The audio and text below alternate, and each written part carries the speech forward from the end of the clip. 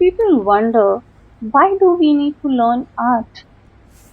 Okay, so whenever we draw something, we ask ourselves painful questions like, am I good at drawing? Am I talented enough to show my skills in the public? And worst of all, is this masterpiece which I have created does even look like an art? And that leads many of us to say, well, I'm not an artist. I don't have to show this beautiful masterpiece to everyone, which I myself don't like it. How many of you feel the same? Alright, now I promise you by end of this video, you will call yourself an artist. In today's complex world, I think that art acts as a form of therapy when you genuinely want to find inner calm but are surrounded by so much of chaos. Even the simplest of your creation can offer you a sense of accomplishment. You know, I firmly believe that everyone has artistic skills within them. They just need to explore some concepts and some directions to sketch their ideas on 7 by 7-inch piece of paper. Believe me, even the tiniest of tasks has the capacity to alter your perspective, even the course of entire universe. What is going in a trend is called art therapy. So people often ask me, what do you mean by art therapy? So art therapy is a therapeutic application of art. Art therapy aids at resolving conflict issues, development of interpersonal skills, the management of attitude, reduction of stress, and enhancement of self-esteem and self-awareness. So in this, a lot of things are coming in, like the psychology of colors. So what do you mean by psychology of colors? Psychology of colors is concerned with the mental and emotional impact that colors have on sighted people. Viewing the red color causes a heart rate which results in increasing a dopamine being pumped into the bloodstream, whereas warm colors like orange, yellow, red elicit a spectrum of emotions from comfort, warmth, and animosity of rage. And cool colors like green, blue, purple often evoke both peace and sorrow. Now, what is the psychology of art therapy? Art therapy is a term that refers to the practice of using artistic method to treat psychological problems and improve mental health.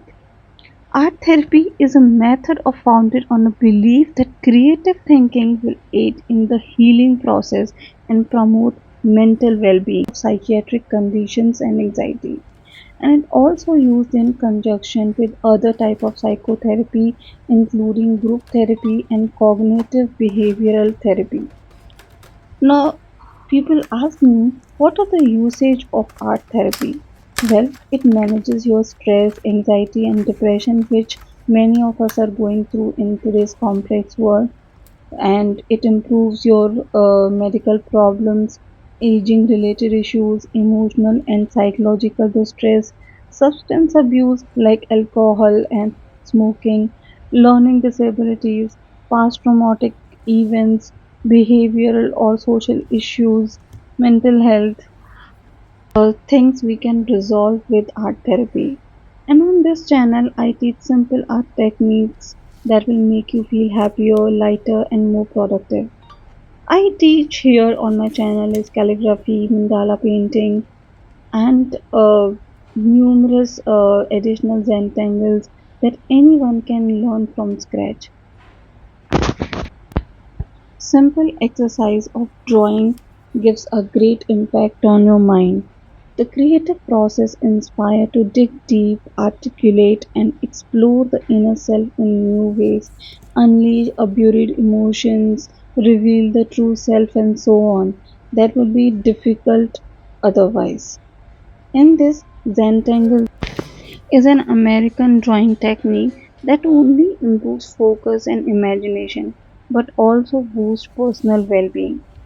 Zentangle was created by Rick Robert, a monk, and Maria Thomas, an artist.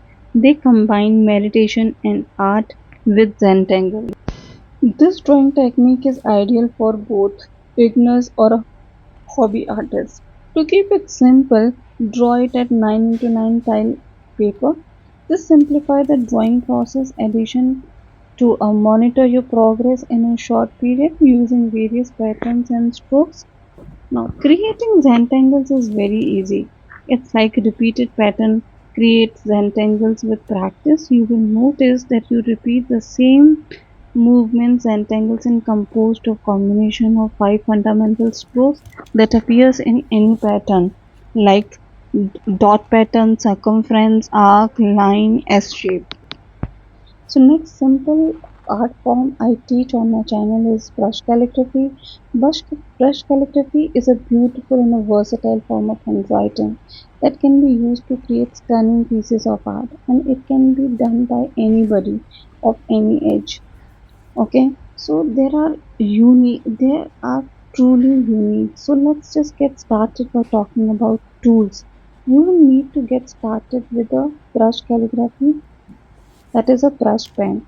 The first tool you will need is a brush pen. When selecting a brush pen, make sure that its bristles are flexible enough to create thick and thin lines. With these two simple magical lines, you can create wonders on paper. And some popular brush pens I will show in my video. Next thing, you will need a high quality paper. It is essential for brush calligraphy to achieve a smooth strokes and the vibrant colors. Some great options for brush calligraphy I will share it on my channel. You can watch those videos. I have created simple art videos. You can follow them and you can start from scratch in learning brush calligraphy tip and allowing us for the thin and thick lines with varying pressure. Brush pens are portable and convenient and come in the variety of colors. Some popular brushes are a Tombow dual brush pens and the Tombow Shindeski. These are the best brands to make a good piece of art. And brush calligraphy has become increasingly popular in recent years, and it's not hard also. It's a beautiful way of writing that evolved using brush pen, which is the only material required for this art form. Today I want to share some interesting insight about brush calligraphy. Brush lettering is a style of writing where we use different strokes that brush pens just by two strokes, thin and thick. Before you can write words, you have to write letters.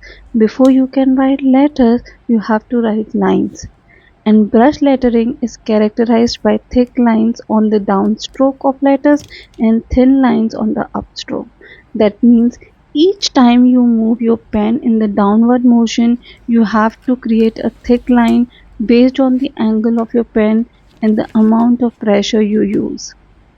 Even if you tell yourself that you are not an artist, you can't draw, don't think for a second that you can't pick up this.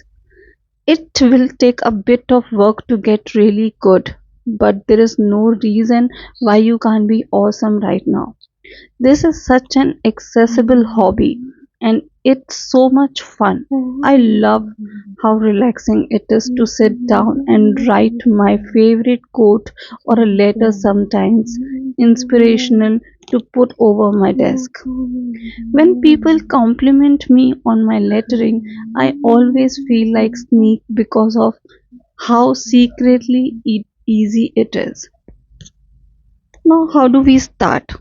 We would begin with downstroke.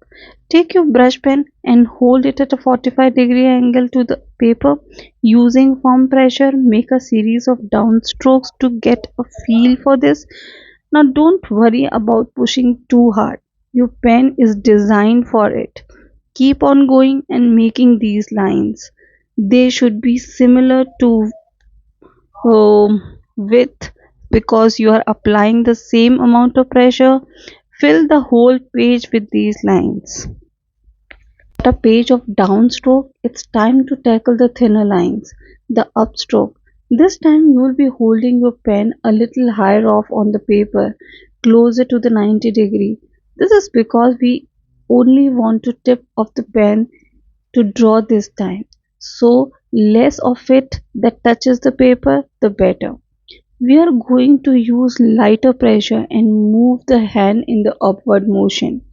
The brush tip will still flex as you move it, but you will get a thinner lines. Horizontal lines are done the same way. The lighter pressure and just the tip of the pen on your page. You will have to practice as much as possible for long as you can. It takes hours, days. Some learners actually take weeks to master these strokes. You're probably thinking, let's get on with this. I want to write letters. But remember, words are made up of letters which are made up of lines. We have to really get this part mastered because moving on or it is only going to lead you getting frustrated and throwing things. Trust me. In your sketchbook, try making lines, strokes, vertical as well as diagonals. Make a series of downstroke, upstrokes, and down then page, then up. I'm completely serious when I tell you to fill the whole page with these two lines. The more your hand does it, the more your muscle memory will remember how. Do practice it every day. I wonder sometimes when people say, I can't draw and I shouldn't do it. We would never do it with the language. No one would say, well, this just didn't come out like a poem, I shouldn't speak. Because we know language is a way to think and get in touch with others. Well, so is drawing. We have put drawing into the dark corner of the art world, but drawing is not only about artistic excellence, personal self expression, or a talent for that matter.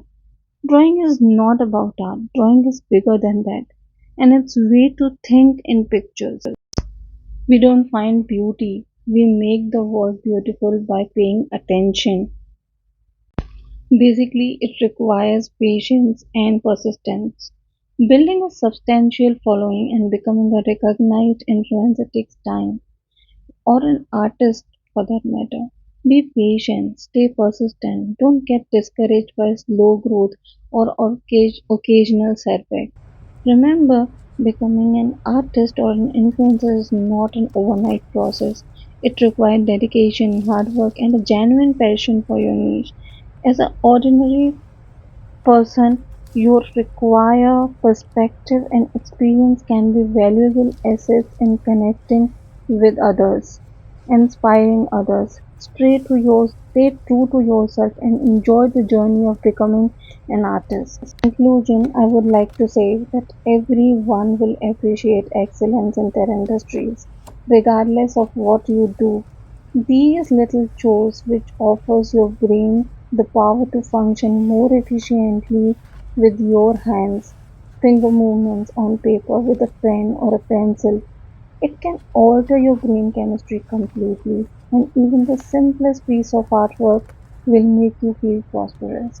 With that, with that, I want to ask you to rewrite your name with the method I have explained you of thick lines and thick lines I previously demonstrated here.